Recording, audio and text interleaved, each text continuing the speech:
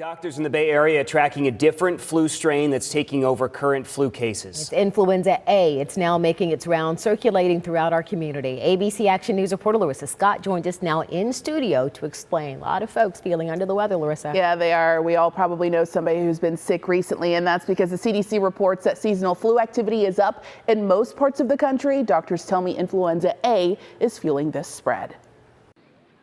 Most people have adjusted their behaviors back to what they used to do before the pandemic. That's why doctors believe we've seen such an active respiratory season this time around, and viruses are still circulating. Currently, our numbers of children testing positive for type A influenza are going up, and they have been going up over the last month. More kids and adults are getting infected with influenza A as the influenza B strain decreases. That's a normal phenomenon where one type of flu starts off the season and then another one kicks in to extend the season. Nationwide, the CDC reports higher flu activity levels in the southeast, with most of the recent cases being influenza A. The strain that's circulating is an H1N1, which is like pandemic flu that we talked about 2009.